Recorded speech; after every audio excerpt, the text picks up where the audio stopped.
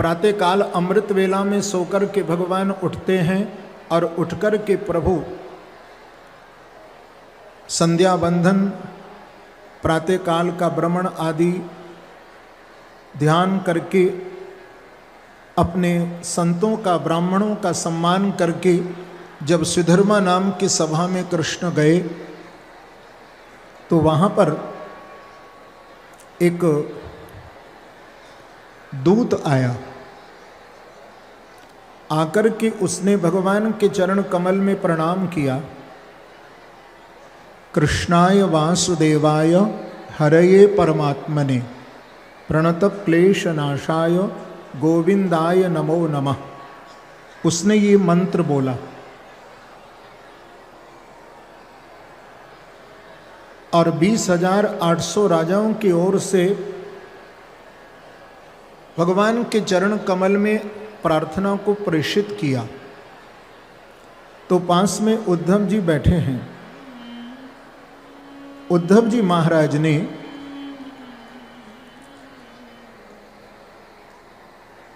कहा कि भगवान समय हमारे अनुकूल है। तो कहा कि नारद जी आए हैं इसलिए कि कौरव और पांडव ये दोनों मिलकर के रासु यज्ञ करना चाहते हैं, जो कि सभी राजाओं को जीत चुके हैं। एक राजा को अभी नहीं जीते, वो है जरासंध। क्योंकि राजसु यज्ञ करने का अधिकार उसको ही प्राप्त होता था जो सभी राजाओं पर विजय प्राप्त कर ले। तो गहन मंत्रणा करके भगवान कृष्ण परिवार को लेकर के हस्तिनापुर आए और भीम और अर्जुन को लेकर के जरासंध के मगध राज्य में पहुंचे एक ब्राह्मण के भेष में। युद्धम नो देहि राजेंद्र, युद्ध का दान मांगा। तो जरासंध ने कहा कि रणछोर, मैं तो तुमको पहचान चुका हूं, तुम तो पहले ही रणभूमि को छोड़कर के भाग गए थे, तुमसे युद्ध कैसा। और ये है अर्जुन जो कि मेरी बराबरी नहीं कर सकता है, ये है भीम।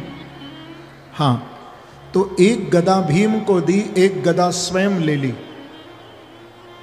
समतल भूमि पर दोनों आ गए और गदा युद्ध प्रारंभ हो गया।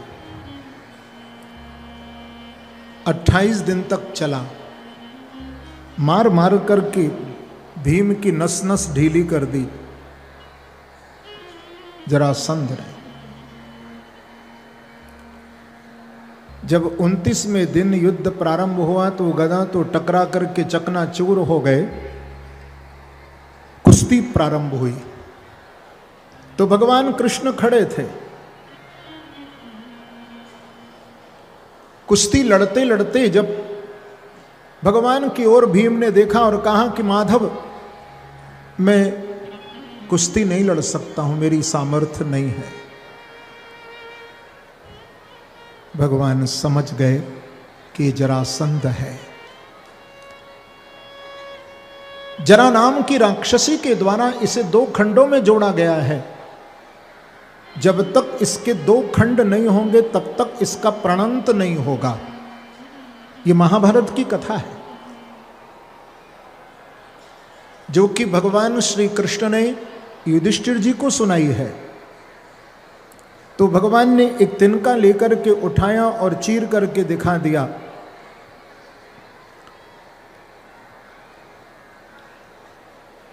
तो कुश्ती के नियमों का उल्लंघन करके भीम ने जरासंध को पकड़ लिया और जरासंध के पैर के ऊपर अपना पैर रख करके मध्य से जरासंध को चीर करके पटक दिया।